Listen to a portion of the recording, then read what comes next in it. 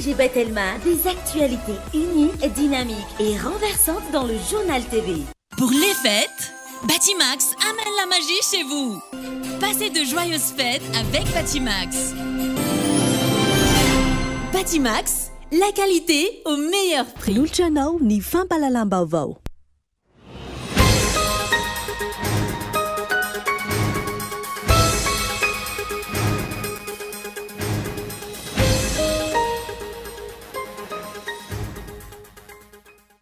Lasa manao ny zavatra tsy fanao noho ny tsy fisiana ny ponina any amin'ny faritra atsimo antsinanana amin'izao fotoana hoy ny fikambanany misy atesaka amin'iray nivoaka tamin'ny fahanginany androany. Ankilan'izany, maro loatra ny tsy fanarahan-dalàna tsikaritra hoy izy ireo aka tsy mipetraka intsony ny fatokisan'ny vahoaka ny mpitondra amin'izao fotoana. Ny fanomezan-danja ny soatoavina maha-malagasy ny fahaiza mitantana ny firenena ara-drarany no ahafahana mitondra fampandrosoana hoy ny filoha nasionaly ny antoko malagasy miara-miainga ajo Andriana Narivelo androany nandritra ny fandalovany tany Antsirabe renivohitry ny faritra Vakinankaratra. Ankoatra io, zava-dehibe ihany koa ny fanomezan-danja ny afitsinjara-pahefana tena izy. Olona telo ao anatin'ny iray andro no mamono aina vokatry ny gripa mahery any amin'ny distrika ny Antsalova amin'izao fotoana. Hoy ny solombavambahoaka voafidy tany an-toerana. Ireo ankizy latsaky ny 5 taona no tena lasipatra ity aretina ity. Tsy misy fanafody hatrehana io tranga io intsony anefa ny tobim-pahasalamana rehetra any an-toerana ankehitriny raha mitafitra hatrany. Tao anatin'ny herinandro monja, niakatra hatramin'ny 10,000 ariary ny kilôny kafe any amin'ireo mpamongady. Noho ny tsy fahampian'ny vokatra sy ny faratsin'ny lalana no mampiakatra io vidina kafe io raha ny fanadihadiana natao. Ny vokatra sy ny fambolena kafe izay lasa ambanin-javatra eto Madagasikara amin'izao fotoana. Eo amin'ny maresaka iraisam-pirenena kosa indray any Peroa, mitohy ny fihetsiketsehana ataon'ny mpanohatra ny filoha peroviana ateo aloha Pedro Castillo izay mitaky ny fametraha-pialana ny filoha ankehitriny ary koa mitaky ny isian'ny fifidianana filoham-pirenena vonjimaiky. Fihetsiketsehana nahafatesan'olona miisa 27 ary naharatra n'olona 100. Efa nanomboka ny volana Desambra 2022 no nanomboka izany fihetsiketsehana izany hatrany fanadihadiana. Ny andinindin'ireo avy hatrany.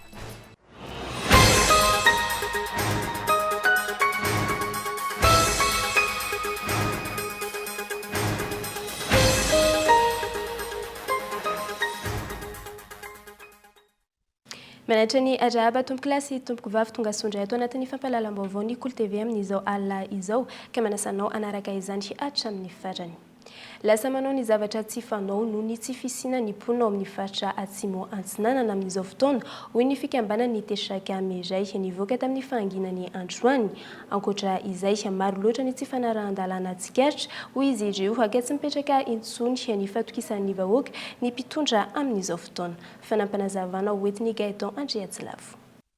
Noho ny fahasahiranana manjady vokatry ny fiakaran'ny vidim-piainana, nivoaka tamin'ny fahanginany ihany koa ny fikambanany tesaka amin'iray ka nanao antoava amin'ny mpitondra fanjakana ijerena vahaolana ho an'ny sosialin'ny mponina. Tsy zaka intsony ny mijery ny zava-misy ateraky ny tsy fisiana.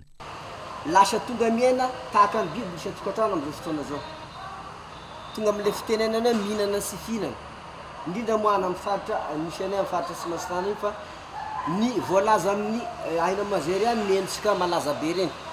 Fa presque any amin'ny faritra sy masitana dia miaina sy zarizary ny olona any zany. Misakafo sy ampy. Fa mahamenatra ny olona any zany ny ambara amin'ny radio na amin'ny vaovao ny fahasahiranana tokantrano dia amin'ny mampisolo tenanay zany mitondra feo zany dia voatery zany ambarany koa satria efa lasa mivoaka daholo koa ny any olona amin'izao fotoana zao. Ary lasa manao zavatra tsy fanao ny olona, lasa adaladala, lasa sy hitan'ny olona sony ny sirony zany menaky ny aina zany amin'izao fotoana zao. Vokatry ny tsy fisiana ny anivon'ny fiarahamonina, mia mahazo vahana ny alabotry, asandahalo, ny fifindana andrenivohitra ary maro ireo tanora tsy anasa na ireo navita fianarana na ty. Lany vola nampianajanaka ireo ray aman-dreny noho io tsy fisian'ny asa io. Eo amin'ny lafiny politika, tsy mipetraka intsony ny fatokisan'ny vahoaka ny mpitondra amin'izao fotoana. Maro loatra ny tsy fanarahan-dalàna tsikaritra hoy ireto fikambanany tesaka ireto. Anareo Antananarivo tonga mba dia fa mahafantatra anio fa misy avorovoro be zany politika amin'izao. Misy ny atao crise de confiance ngamba filazako anazy.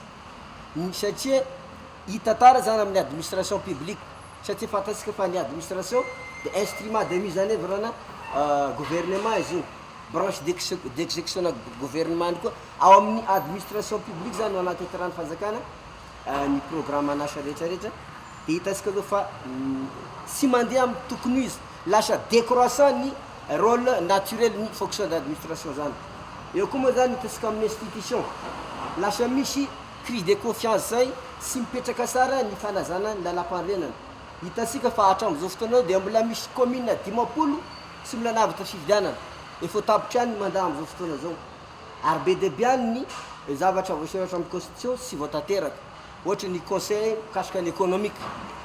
Fikambanana miely manerana ny nosy ahitana mpikambana mihoatra ny eninay etsy izay miparitaka amina commune mihoatra ny valonjato ny tesaka amiray le miray maigny tsy aivona vondrom-poko iray ao atsimo atsinanany Madagasikara ny tesaka ao amin'ny distrika ny Vangaindrano faritra atsimo atsinanana atsimo ny farafangana no betsaka azy ireo amin'ny ankapobeny ny fambolena kafe vary sy akondro ny tena asa fivelomana any an-toerana ireo fotom-pivelomana ireo izay potika noho ny fadalova ny rivo-doza farany teo.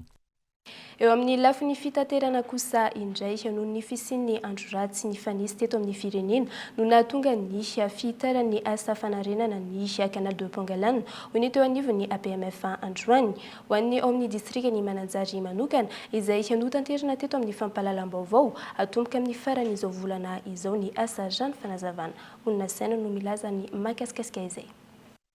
Niteraka fiakaram-bidin'ireo entana ilaina amin'ny fiainana andavanandro nampitoka-monina tanàna maro raha tsy ilaza fa tsy ny ao Mananjary Sud ny faritrany ny Canal de Pangalane. Androany nanambara ny tompon'andraikitra eo anivon'ny APMF na ny agence portuaire maritime et fluviale fa anomboka ny fanarenana. Ny arahantsika mahalala ny fandalovan'ny cyclone tropicaux anankiroa dia ny Batsiray sy ny Eminaty zany izay namela takaitra enjana tamin'ireo faritra teo anelanelan'ny Toamasina sy Mananjary ireo izay mbola niteraka zany ny ataoko hoe reprise indray ny asa izay natao teo amin'io faritra io ka niteraka ny antsoina hoe décalage ny planning zany indrindrandrindra tamin'ny semestre deuxième semestre 2022 manamafy ny APMF zany fa mitohy ary tohy ny asa ka ny ao atsimo ny Mananjary eo ankatafana no anomboana an'izany asa zany araky ny planning zany izay efa mipetraka manomboka ny taona 2023 ty ary plus précisément zany eo amin'ny fin janvier eo. Ankoatra ireo vahoaka ny fotony nandoda tabatra tamin'ny fiaton'ny asa sy tsy fanatanterana ny fampanantenana nomen'ny mpitondra ihany koa ny solombavambahoaka ho fita ao Mananjary. Manoloana izany efa tao anatin'ny fandaharam-potoana ny tompon'andraikitra ve ity fanohizana ny fanarenana ny Canal de Pangalane na itio ny mpanara-baovao sa noho ny fanairan'ireo tany fotony no tanterina teto amin'ny fampahalalam-baovao. Androany ny ainy ny tompon'andraikitra ary tapa-kevitra fa anohindray ny asa ny fanarenana manontolo ny Canal de Pangalane izay manodidina ny 10 taona.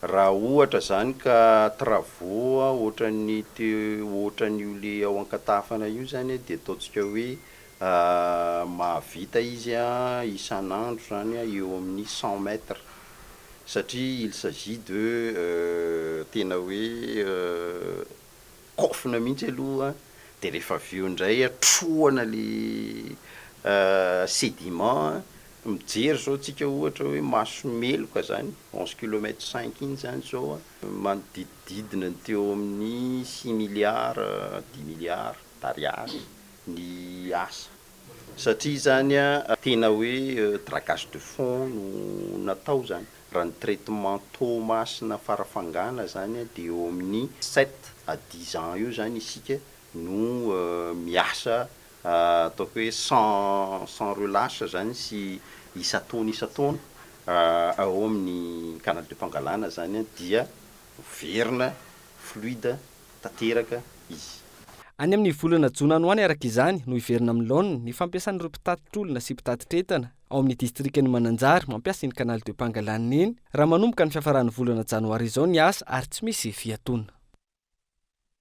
Ny fanomezan-danja ny soatoavina maha-malagasy sy ny fahaiza mitantana ny firenena ara-drariny no ahafahana mitondra fampandrosoana hoy ny filoha nasionaly ny antoko malagasy miara-miainga ajo Andriananarivelo Androany nandritra ny fandalovany tao Antsirabe renivohitry ny faritra Vakinakaratra. Ankoatra io zava-dehibe ihany koa ny fanomezan-danja ny fitsinjaram-pahefana tena izy. Fanampanazavana hoentiny Henri Florian. Antoka iray sy ny fiarahamonina mirindra eto amintsika ny fanomezan-danja sy ny fanajana ireo soatoavina maha-malagasy ary ny fametrahana araka ny tokony ho izy ny fahaiza mitantana ara-drariny ny firenena hoy ny filoha nasionaly ny antoko malagasy miara-miainga ajo Andriananarivelo nandritra ny fandalovany tao Antsirabe renivohitry ny faritra Vakinakaratra androany. Na eo aza ny fisiany fihavanana teo amin'ny malagasy mitaky fanaovana politika entitra sy sahasaha ny fampandrosoana ny firenena. Isan'ny lohahevitra ny voaboasana nandritra ny fionana teo amin'ny samy mpiray-donakafo ao anatin'ny antoko malagasy miara-miainga tao anatin'ny faritra Vakinakaratra androany ny hoe ny soatoavina maha-malagasy sy ny fahaiza mitantana ny firenena.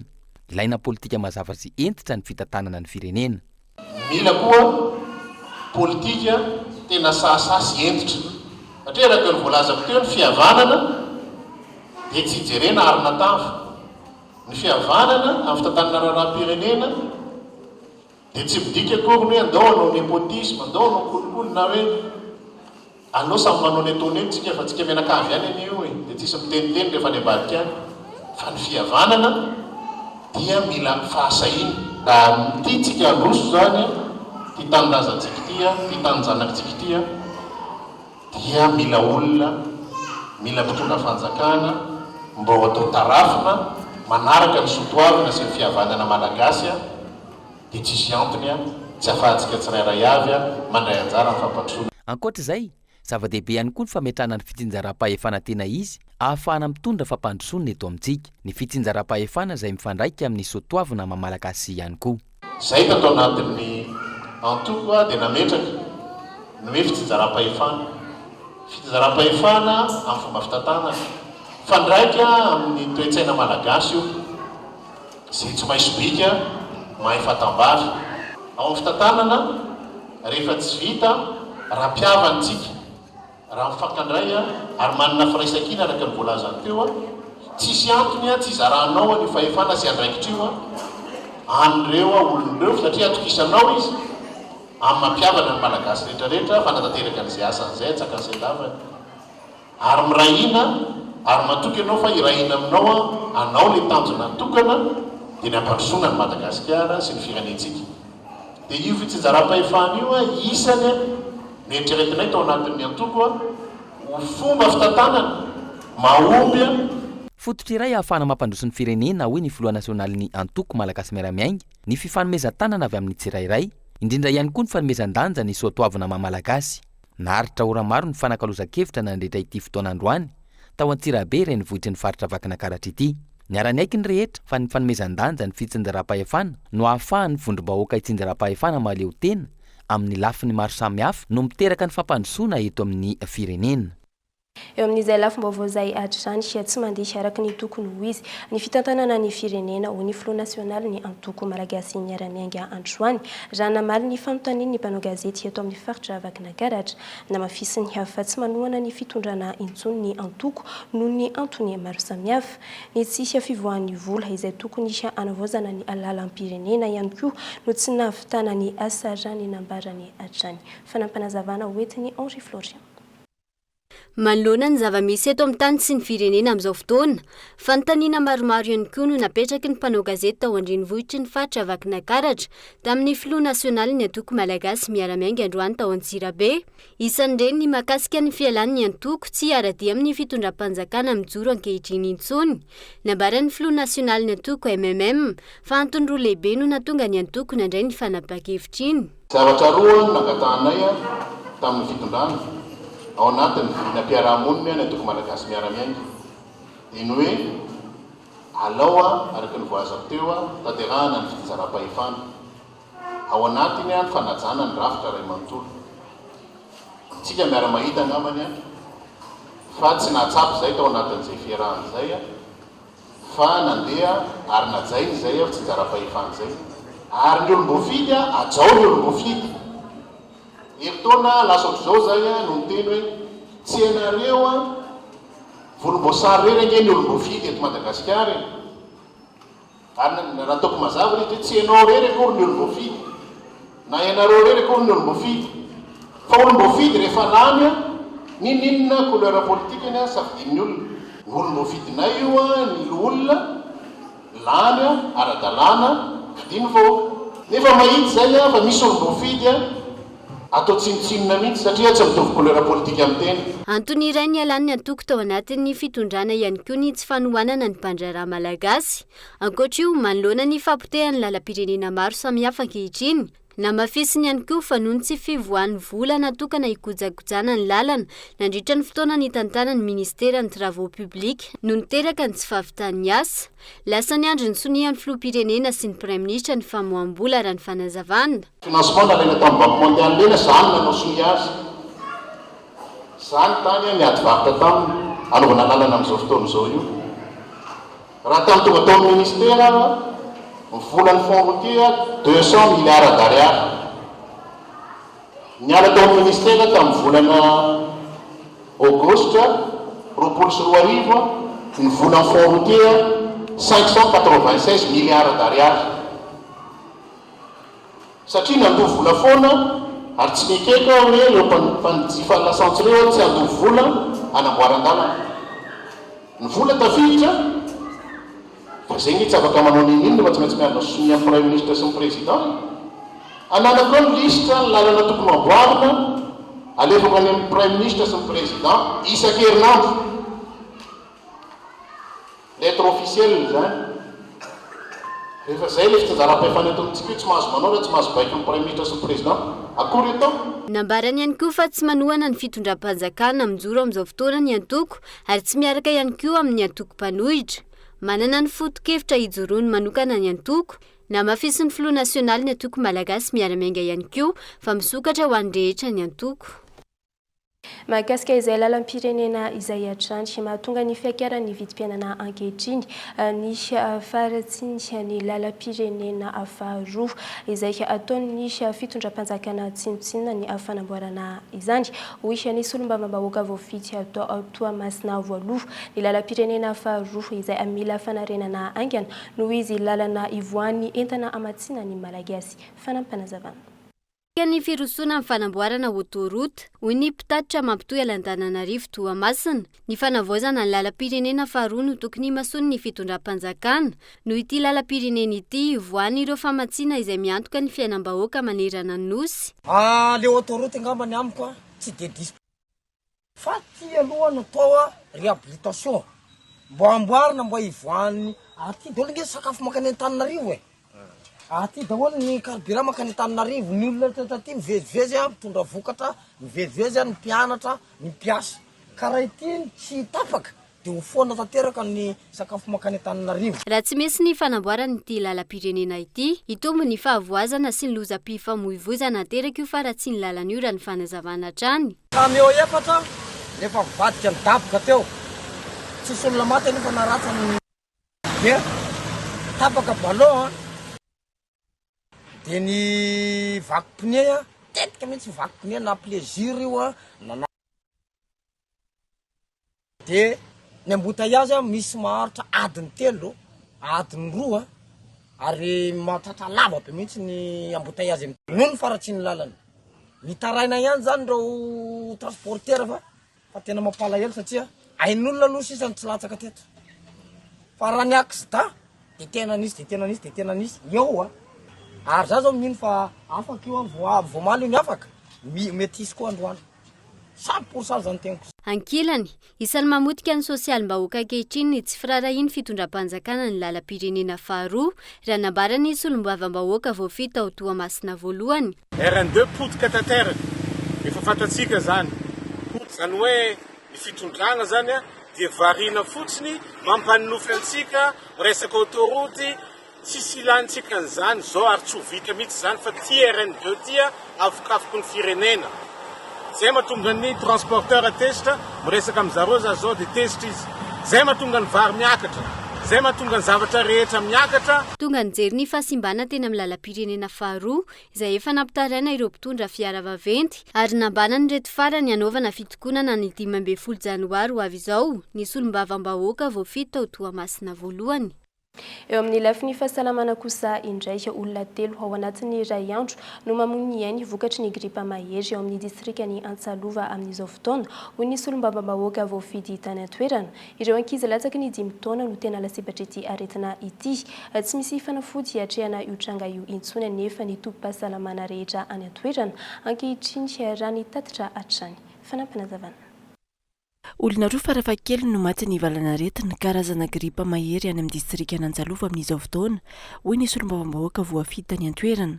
Efa iray volana izao no nisy tranga ity ka ireo ankizy no tena lasibatra amin'izany. Tsy misy tranga maneho fahasarotana, mikohoka sy mivadika mangatsiaka, izay no mitarika ny fahafatesan'ireo ankizy. Ampolony no efa namony ainy vokatra izany raha ny fanazavana. Efa eo ampolo maro ny olo maty nandritran'izay arety zay. Ny matetiky moa dia ankizy tena maty mihitsy satria voan'ny gripa izy dia miaro tazo mahery dia maty zay zaza. Izy nge tsy mifidy na olo be na zaza tratrany fa matetiky zany matetiky maty dia zaza. Zaza zany matetiky maty ary fisehony arety zany manahaka olo voan'ny gripa dia mikohaky dia manday manitsy dia ao amin'izay malemy amin'izay. Misy sasany za tena seroma misy roa misy raiky zay vao mahatsanga azy. Tsy misy fanafody hatrehana ity valanaretina ity intsony amin'izao fotoana ireo tobim-pahasalamana na CSP2 rehetra any amin'ny distrikany Antsalova raha ny tatitra ihany. Tsy manana fahefana mividy fanafody any amin'ny tsy miankina ihany koa nefa ireo mponina ka misedra olana ireo tompon'andraikitra any an-toerana. Fa lany ny fanafody ao amin'ny hôpitaly tena fa tsisy fanafody ao dia voatery le olo zay mitsabo any mahazo ordonnance dia mandeha milahatra riatranonay. Dia oro nefa ny fanafody mahajanga olo anankiray mitetina eo amin'ny 2003 aly jusqu'à amin'ny 4 eo satria mahazo tsindrona 3 dia miapy fanafody. Dia zay zao nahatonga ahy manao antsoavy satria raha jerena isan'andro dia misy olo 5, 7 milahatra ao. Eretseretsika nefa olo 7 mena 2003 aly isan'olo somary mafy zay isan'andro. Dia agny amin'ny pharmacie no mividy ny olo. Oro nefa agny amin'ny faritsy melaky indrindra ny Antsalova raha zao fahavatra zao dia tsisy vola olo any. Sahira zany amin'izao na ara-tsakafo na ino sosialy sahira. Raha fa latsaky zany olo dia sahira ny olo any. Tamin'ny nanaovandreo vaccine polio dia nisy avion nitondra fanafody tany. Dia izay koa no tiako hataondreo amin'izao hoe mba handefa avion reo hitondra fanafody any amin'ny district Antsalova. Ny fampilazana ireo mponina no ary vavaorona ihany aloha hatreto no fepetra vonjy maika no raisin'ireo tompon'andraikitra any an-toerana raha toa mbola mihitsika ho mora feno be noho ny faharatsiany lalana amin'izao fotoana ireo fanafody avy aty andrenivohitra tokony hamonjena ireo mponina any amin'ny distrikany Antsalova. Antony angatahany solombavam-bahoaka fiaramanidina avy amin'ny fanjakana hitondra ireo fanafody ireo faran'izay aingana. Tokony ametra-pialana ireo olombotendry rehefa tsy say mandray andraikitra sy mitazapotsiny ireo alatra sy fandikan-dalàna misy eto amin'ny firenena hoy ny CSS sampana Antananarivo androany. Ankoatra izay miankina amin'ny famalian'ny fanjakana ny fitakin'izy ireo no irosona amin'ny taom-pianarana vaovao eny amin'ny anjerimanontolo rano fanazavana. Lona saina no milaza bebe kokoa fa makasika izay. Nampekapeta amin'ny ity androany ity ny CSS sampana Antananarivo nandritra ny fiverombeno tanteran'izy ireo teny amin'ny Université Antananarivo. Anton'izany ny fitabozavazan'ireo olombotendry eo ampanatanterana ny asany ary mitazapotsiny manoloana ireo fandikan-dalàna amseho. Miantso ny fitondram-panjakana indrindra fa ireo olomboatendry sy olomboafidy isan-tsokajiny mba hiaro toy ny anak'Andriamaso ny fananana iombonana eo ny tanin'ny université, ny tanin'ny foibem-pikarohana nasionaly sy ny tanin'ireo institut supérieur izay robahany ireo mpananobohitra ary tsy ekeny CSS Sampanantananarivo velively ny fahazahoany ireo olona mpanroba tany rariny eo anivon'ny fitsarana. Anisan'izany ohatra ny ataony eny amin'ny Knarp ankehitriny, ny eto anivon'ny campus Ankatso sy ny sisa izay tsy mendrika ny firenena republikana tokoa. Koa dia mitaky ny CSS Sampanantananarivo ho an'ny izay mpitondra fanjakana voakasika ny amin'izay ho fandraisana andraikitra izay rehefa tsy mandray andraikitra dia aoka mba hametra pialana satria tsy hiteraka fampandrosoany zany a fa hiteraka fiemorana sy korontana izay tsy izy a eo amin'ny hoavy ny firenena. Fampanantenana sy didim-panjakana maro ihany koa no miantona. Tsy misy fampiarana hatramin'izao hoy ny teo anivon'ny SSS sampana Antananarivo ka mahatonga ny fikatsony raharaha eny anivon'ny anjerimanontolo. Maro ihany koa ny varomangatsika vola tokony efain'ny fanjakana amin'ireo mpampianatra pikaroka tsy mbola voaloha hatramin'izao. Tranga izay mety hampepitra hatrany ny fidiran'ny mpianatra eny amin'ny ambaratonga ambony raha manao be marenina ny mpitondra hoy ny fanazavana. Dia momba ny recrutement tsy ekenay ary enjehiny CSS ny fidirany olona tsy mahafeno fepetra ao anatin'ny sokajinasa ny mpampianatra pikaroka sy pikaroka mpampianatra toy nisy teo aloha satria misy olona tsy manana ny leta-pahaizana mifanandrify amin'izany no tafiditra ao anatin'ny corps vokatra ilay antsoina hoe aménagement des postes budgétaires. Raha ny tokony izy dia tokony hiditra tamin'ny 7 volana Desambra angamba ny fampianarana ambaratonga ambony eto Madagasikara. Nandray fanapahan-kevitra ny bureau national ny hoe tsy maninona fa samy mamoaka vokam-panadinana. Dia rehefa avy eo ny fidirana ho an'ny taom-pianarana 224 sy ny 324 no tsy tanterahana aloha raha tsy fantatra mazava tsara ny fanatanterahany fitondram-panjakana eny fa na amin'ny ampahany azo ekena ny zo sy asana. Na misy miaino na tsy misy miaino dia tsy maintsy miteny foana ny CSS ny amin'izay ho fitsinjovana ny mety ho tombotsoan'ny firenena iombonana. Ankoatra izay, manamafy ny fangatahana efa nataony ny volana Desambra lasa teo ny eo anivon'ny CSS sampana Antananarivo ny amin'ny tokony ireson'ny fanjakana amin'ny fandatsahana orana artifisialy amin'ireo sopotra arabary eto Madagasikara. Amin'izao, ireo toerana tsy dia mila orana efa ho dibo-drano raha ny fanazavana raha maina kosa any amin'ireo faritra miandrandra izany. Raha tsy misy ny fandraisana andraikitra ara-potoan'ny fanjakana momba io tranga io, ahina iamafy ny fidangan'ny vidin'ny vary izay efa maro ny tsy mahatakatra ankehitriny hoy ny CSS sampana Antananarivo. Mialohan'ny hidirantsika amin'ny tapany faharoa ny fampahalalam-baovao isentokelsika ao anatin'ny ireto doka-varotra ireto.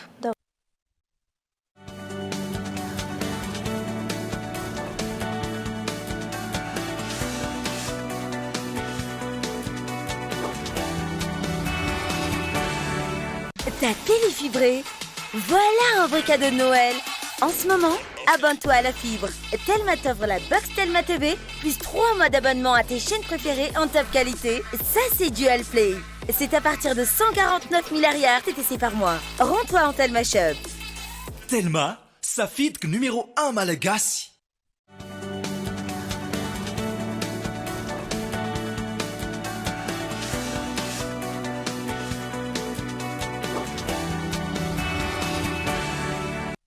Tafaverina indray eto amin'ny fotoana ny fampahalalam-baovao isika anisan'ny fampanantenana nataon'ny fitondram-panjakana tany amin'ny faritra Vakinankaratra ny fanorenana atranomora trano fonenana mendrika ho an'ny rehetra tsy araka ny tokony ho izy anefa ny fehim-potoana fahavitan'ny asa ary tsy lahara-pahamehana ihany koa ny fotodrafitrasa toy izany hoy ny fanehoan-kevitra ireo mponina tany an-toerana. Fanampanazavana.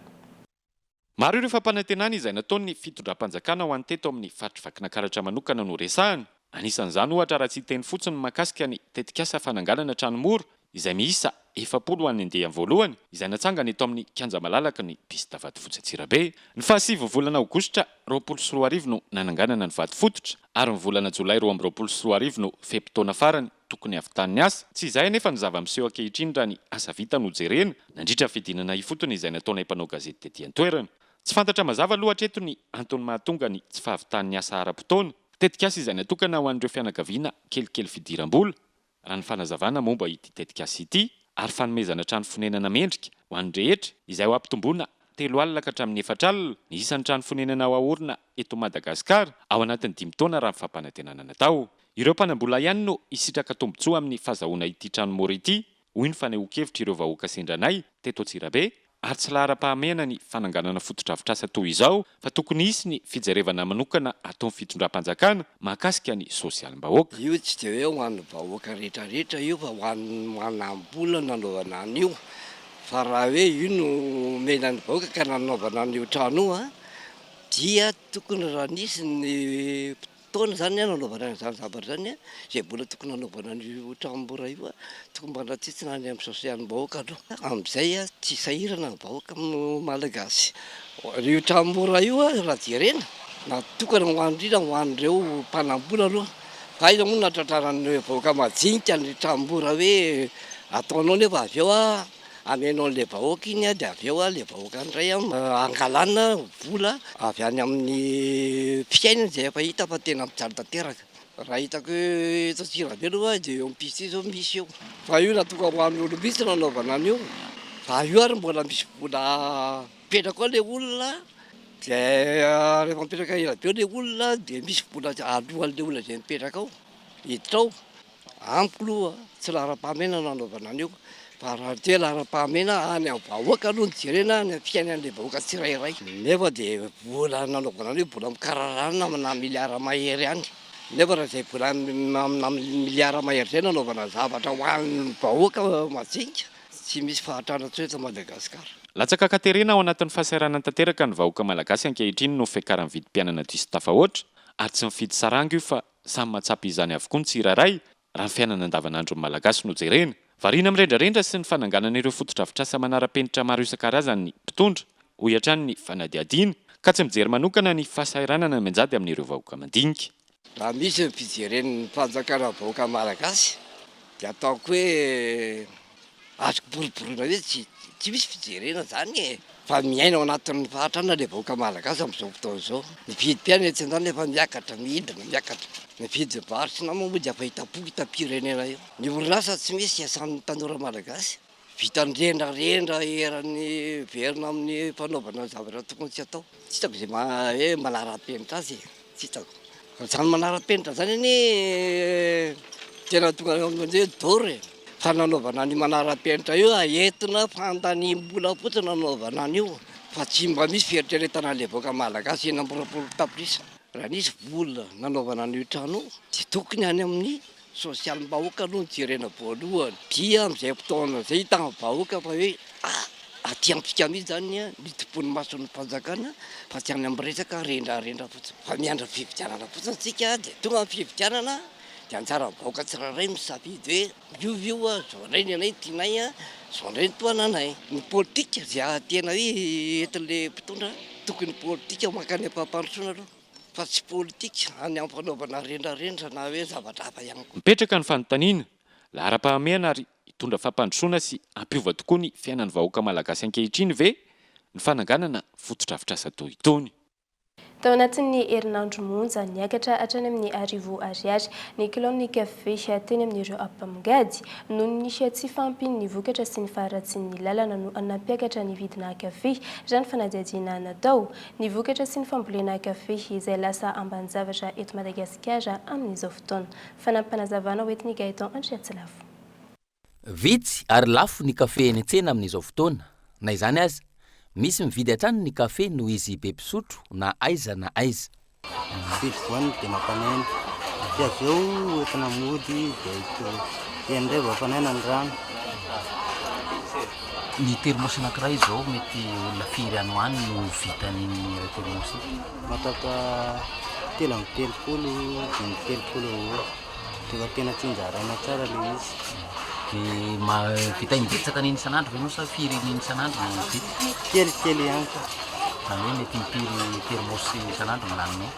20 andro raha ohatra hoe mandehandeha zany tsena dia 20 na 7 eo ihany. Izany hoe olona manodidina ny 700 isan'andro no misotro kafe amin'ity raim-pianakaviana ity. Tsy izy irery anefa amanjato ny ireo mpivarotra kafe mandehandeha eto Antananarivo renivohitra ankoatra ireo mpivarotra kafe rano ny manana tsena.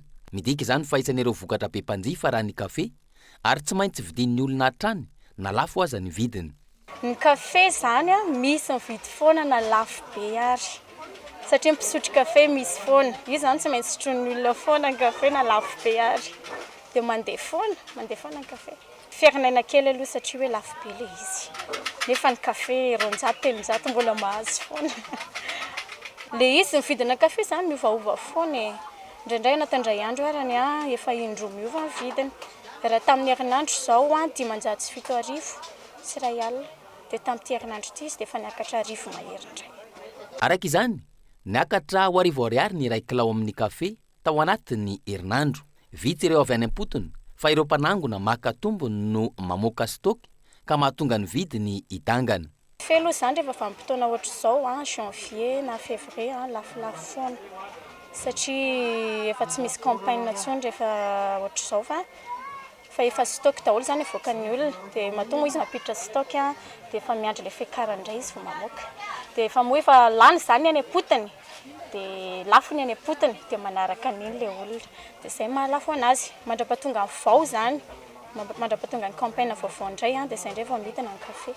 Kafe zany eto Nosy betsaka ny faritra mahatonga kafe eto fa ny Ambanja aloha zany be mpandray satria ny Ambanja tsara ny kafe any Ambanja mo tsara maina zany na ny tsirony ihany koa ary tsara. Raha hoe olona manao kafe rano zany matetika dia Ambanja foana no alainy satria tsara tsiro. Mo en plus izy maina tsara dia mahatratra 4 kapoaka ny 1 kilao. Amin'ny ankapobeny araka izany, ny kafe avy any Ambanja no tena be mpividy sy be mpitady eny an-tsena. Raha ny fanazavana, ratsy kalitao, tsy maina tsara ny kafe avy any amin'ny faritra Atsinanana sy ny faritra Atsimo Atsinanana. Izany hoe, ny tsimbatika ny famokarana raha ny vokatra kafe no resahana.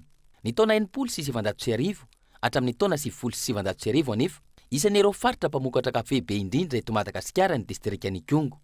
Tamin'izany fotoana, nahatratratra amin'ny 300 taonina ary 900 taonina raha tsy misy ny vokatra kafe avy ao an-toerana naondrana nakany ivelany. Isan'ny firenena mandray ny vokatra kafe avy eto Madagasikara i Maroc, Egypte, France, Belgique ary Maurice. Raha ny tarehimarika voaray avy amin'ny Trademap ny taona 2024 nahatratra 7,700 taonina ny kafe naondrany Madagasikara tany Maroc, 7,700 taonina ny tany Egypte ary nahatratra 7,700 taonina ny tany Frantsa. Amin'ny ankapobeny anefa tsy misy afa-tsy ny 4,2 ny fanondranana kafe manerana ny tany no avy eto Madagasikara raha ny tarehimarika avy amin'ny Trademap hatrany. Samy hita eto Madagasikara avokoa na ny Robusta na ny Arabica, saingy aty amin'ny Haut Plateau tahaka ny faritra Itasy no ahitana bebe kokoa ny Arabica. Isan'ny antony nampikorosofahana ny famokarana kafe eto amintsika ny fahanteran'ny fambolena. Tsy misy fanavaozana ny voly kafe. Fanampin'izay, nivadika amin'ny famokarana lavanila avokoa ny mponina amin'ireo faritra mpamokatra toa ny Kongo, Lokomby, Sasinaka, Manakara sy Mananjary. Lasa ambanin-javatra ny fambolena sy ny fikarakarana kafe. Hatreto aloha, misy fiantraikany sahady amin'ny vidin'ny kafe io fiovana misy io, ary ahina ny ahalasa produit de luxe ny kafe eto amintsika. Distrika mihoatra ny 10 amin'ireo distrika miisa 7 amzato eto Madagasikara no nahatratra ny 7,700 amin'ny fanavaozana tanteraka ny lisam-pifidianana araka ny tatitra nataony teo anivony sy ny androany. Maro ireo distrika nahitana fahatarana amin'ny fanavaozana ny lisam-pifidianana ankilany hijanona amin'ireo CLRE ny fanohizana ny fanavaozana tanteraka ny lisam-pifidianana manomboka izao raha ny fanazavana hatrany. Roa herinandro tsy ataperany fanitarana ny tety andro amin'ny Rofont na ny fanavaozana tanteraka ny lisam-pifidianana. Distrika maherin'ny 10 amin'ireo distrika miisa 7 amzato eto Madagasikara no nambarany teo anivon'ny Seny fa nahatratra ny mihoatra ny 7,700 amin'ny fandraisana ny anaran'ireo mpifidy. Maro ireo distrika ahitana fahatarana amin'ny fanatanterahana izany. Tapitra tamin'ny 3 Desambra lasa teo ihany koa ny fifanarahana tamin'ireo agent recenseur ireto farany izay tsy ahivina fa tsy voafaritry ny lalam-pifidianana nandritra ny fotoam-piasany tao anatin'ny izay 3 volana izay. Nanaovan'ny paikady amin'ny agent recenseur io moa zany misy contrat ifanaovana amin'zareo. Dia le contrat moa zany tapitra tamin'ny faraka amin'ny 3 ny volana Desambra teo. Dia ansaran'ny CLRE zany no mamita an'izay tsy vita. Totanisy tonga eo anivon'ny distrika dia efa amin'ny NS lasaka kely sy valo tapitrisa. Dia zany no totanisy voaray tamin'ity andro an'ity. Hatramin'ny any amin'ny volana juin moa zany no anaovana ny atao hoe arrêtage définitif araka le tenentsika dia mandeha maratonga izy io ny fitetezana ny tokantrano no farany amin'ity faraka amin'ny 3 ny volana janoary ity. Ankilany taorian'ny resabe mikasika ny fanisana eny anivon'ny orinasa sy voafonja. Iroso amin'ny fanisana ireo mpifidy mpianatra eny amin'ny anjerimanontolo ihany koa ny Seny manomboka izao raha ny fanazavana. Manatsafidy ny mpianatra amin'ny faritra isoratany anarany. Ity fanapa-kevitra ity izay tsy voafaritra mazava ao amin'ny lalam-pifidianana laharana 20 tsipika aotraotra valo tamin'ny 1 Mey 20 raha ny voarakitra ao amin'ny andalana 13 ireo CLRE no ikirakira ny lisy-pifidianana sy ny rezisy-pifidianana eo anivon'ny fokontany ity paikady ity izay mampanay ny mpisehatra politika samihafa. Ka izay mihitsy no tanjona ao anatin'ity asa fanisana eny amin'ny tokantranon'ny mpianatra ity satria amin'izao fotoana anaovantsika ny asa fanisana zao dia any ampianarana izy ohatra hoe raha isika eto Antananarivo hoe mety hoe mipetraka eny Akaso izy fa raha ny tena toerana misy an'ilay olona dia ohatra hoe any Kandreo ohatra dia izay zany no tsy maintsy anaovana an'ilay fanisana an'ilay mpianatra. Ilay mpianatra ny ho antaniny aiza no mety aminao isaina eo Akaso ve sa any Kandreo efa navita tany Kandreo ve anao sa mbola atao aty Akaso fa tsy tonga dia ho terena izy hoe tsy maintsy miditra aty daholo ianareo dia raha ohatra ka miteny koa izy hoe za hifidy any Kandreo ihany fa isaina aty Antananarivo dia alefa any Kandreo dia ho ataonay koa zay zavatra zay. 70 andro melohan'ny fifidianana no tokony hivoaka ny datim-pifidianana araky ny lalàna. Ny fandiniana izany eo anivon'ny CENI izay mbola tsy voafaritra hatreto. Raha mikasika ny teti-bola voafaritra anatanterahana ny fifidianana kosa, andrasana ny fivoriana iraisana mikasika ny teti-bola ho ampiasain'ny CENI. Lafim-baovao hafa kosa indray ampitandro ny filaminana maro no naparitaka tao ataptanana ny autoliaja isakana nisy Congrès Party tanterahana nisy antoko tima any antoerana tsy ekena ny sakasakana toy izany hoy ny filoha teo aloha Marika Ravalomanana fanajajina. Omaly vao maraina niparitaka manerana ny tanàna ny Toliary ny mpitandro filaminana. Antony igadona teny amin'ny seranam-piaramanidina ny filoha teo aloha Ravalomanana Marika. Nanomboka teny amin'ny seranam-piaramanidina efa nisy ny sakatsakana ireo olona pomba ny filoha teo aloha. Tsy nahazo niditra ny fiara, tsy navela hiditra ny olona. Niezaka ny roso hatramin'ny farany ireo olona, namaky ny sakana nataon'ny mpitandro filaminana ka tafiditra tao anatin'ny seranam-piaramanidina ihany. Rehefa niverina, nitoy ihany ny sakana teny an-dalana. Rehefa niditra ny tanàna,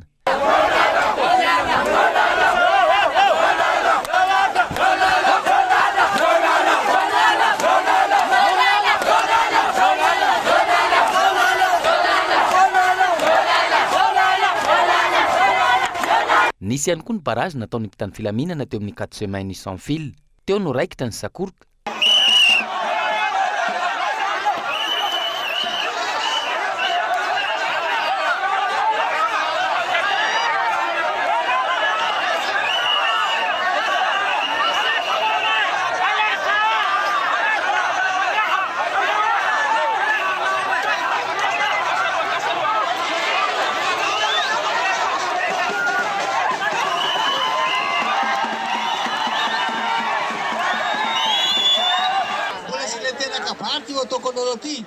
Fafisorana fotsiny fitsinanareo avy any aéroport nakaty lafy zay nalentsika zay misy sakasakana fa saotitsika misy rano fa naovantsika tamin'ny posy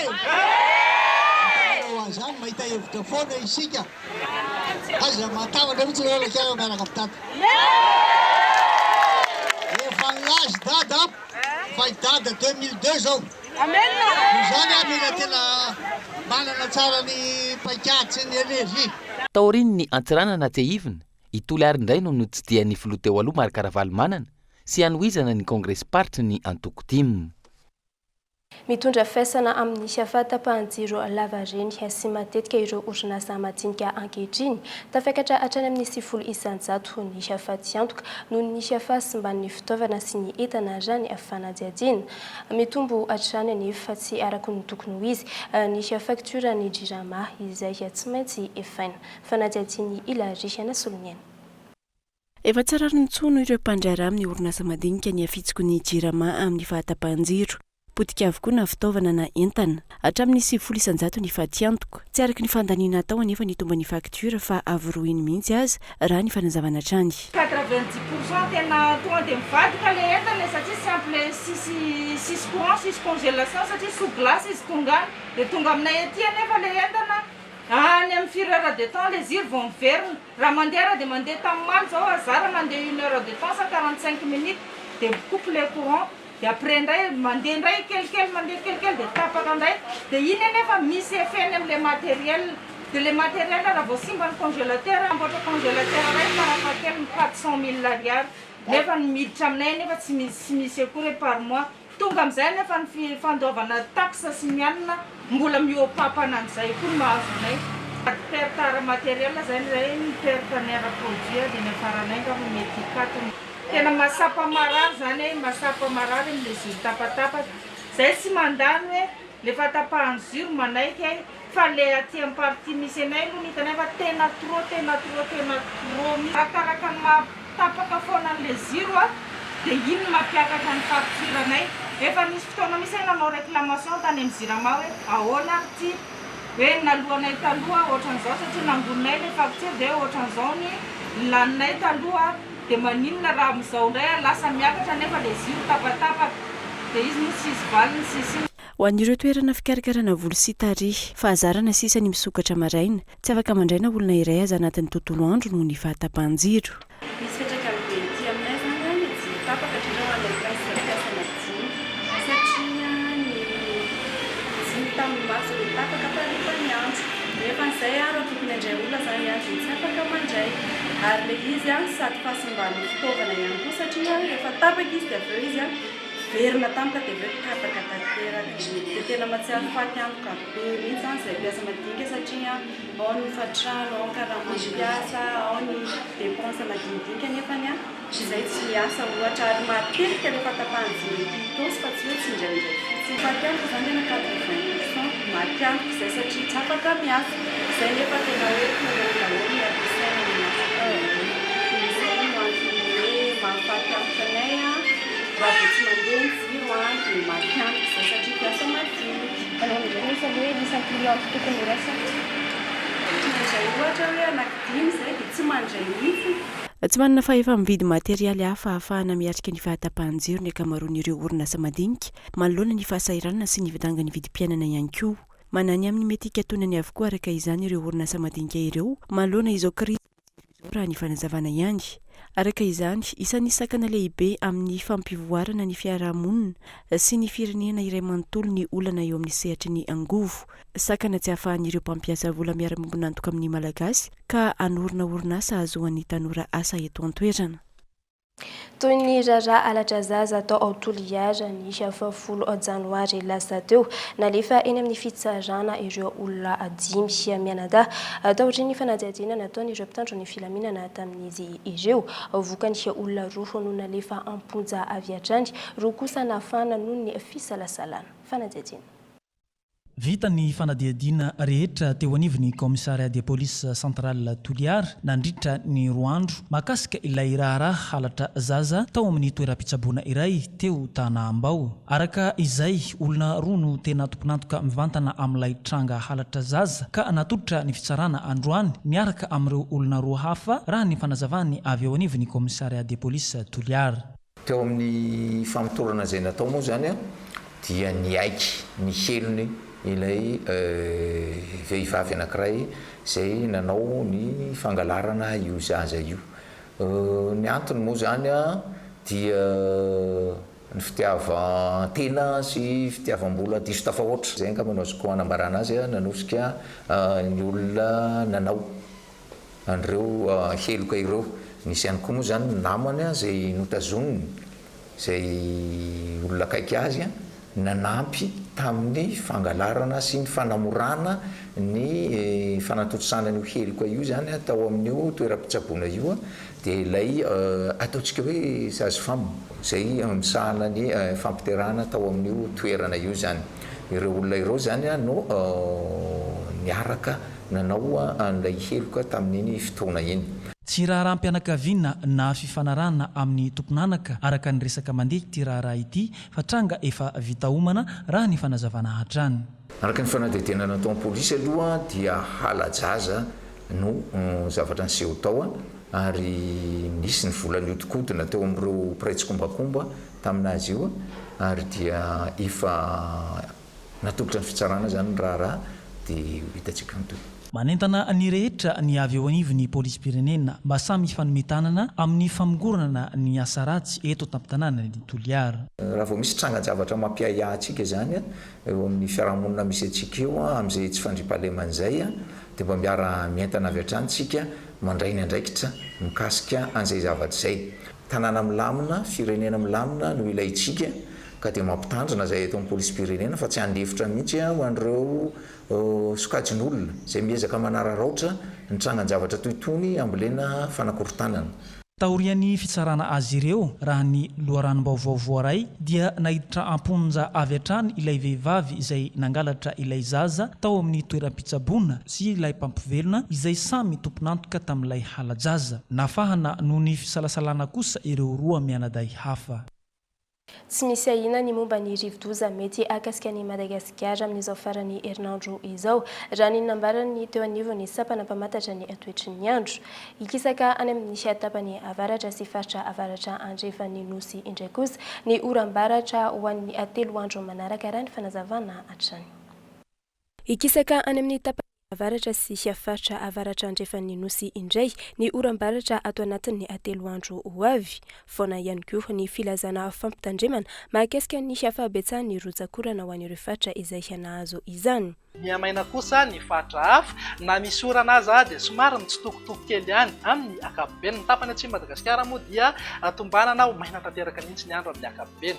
Mivinany tetro ny andro ho amin'ny rampitso maraina raha jerena amin'ny Antsipriany dia mety sisan'orana tandrifin-drahona ny any amin'ny faritra Analanjorofo, Atsinanana, Vatovavy, Fitovinany, Atsimo Atsinanana ary ny any amin'ny faritra Boeny, Melaky, Nilana andrefany Bongolava sy ny tapany avaratra ny faritra Menabe. Ny faritra hafa kosa dia ho maina ny andro amin'ny akapobeny na dia somary sembanandrahona kely ihany aza ho an'ny afo voatany sy ny tapany avaratra ny nosy vao maraina fa hisava miandalana ihany izay rehefa misandratrandro. Inany toetry ny andro ny alahady kosa indray dia hitoetrany ny oram-baratra aty amin'ny faritra Bongolava, Melaky, Boeny, Nilana andrefan'ny faritra Betsiboka ary any amin'ny tapany avaratra Madagasikara. Andrahona na anjombona ho an'ny afo voatany sy Nilana Atsinanana nosy tombanana Ibalika be kosa Ingavy Masoandro any amin'ny tapany atsimony Madagasikara. Mivinan'ny maripana mifanaraka amin'izay manodidina eo amin'ny 4 na 5 degré maripana ambony indrindra any amin'iny faritra avaratra andrefana sy any amin'ny manodidina ny Amborobe 5 na 20 degré kosa ho an'ny faritra anatiny.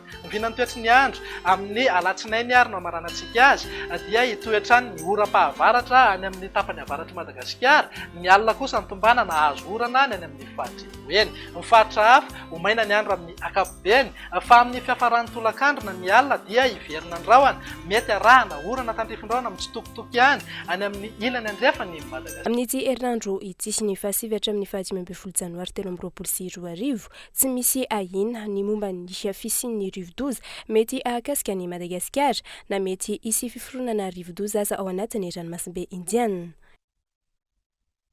Eo amin'ny maresaka iraisam-pirenena kosa indray any Peroa metohy ny fietsiketsehana ataon'ny mpanohatra ny filoha peroviana teo aloha Pedro Castillo izay mitaky ny fametraha-pialana ny filoha ankehitriny ary koa mitaky ny isiny fifidianana filoham-pirenena vonjimaiky fietsiketsehana nahafatesan'olona 770 ary naratra n'olona 100 mahery. Fanampanazavana eo amin'ny sariny France 24.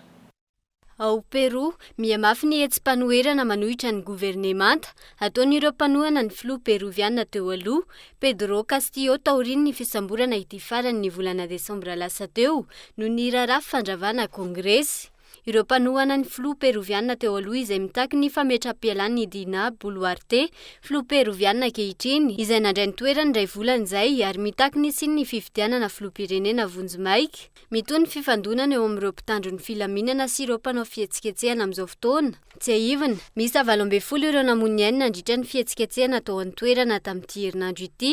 Omaly nametra-pialana ny ministry ny asa peroviana Eduardo Garcia ary nandresika ireo mpikambana anatin'ny governemanta niaraka taminy atsapany fadisony ary rosy ihany koa amin'ny fametraha-pialana tahaka ny nataonyity farany.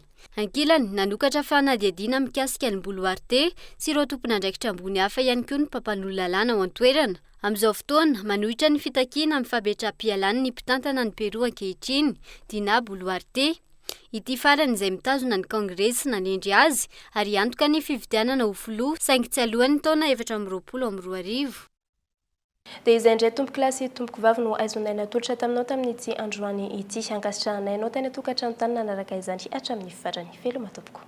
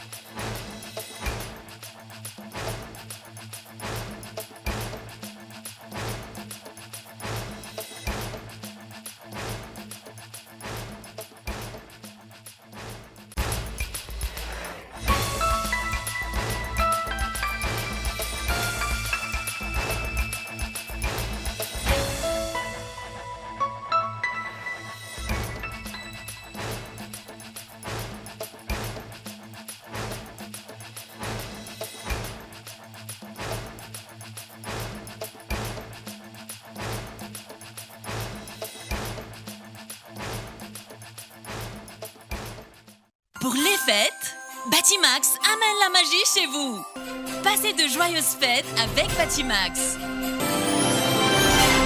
Batimax, la qualité au meilleur prix. Vous a présenté Nivavo. 5G Batelma, des actualités uniques, dynamiques et renversantes dans le journal TV.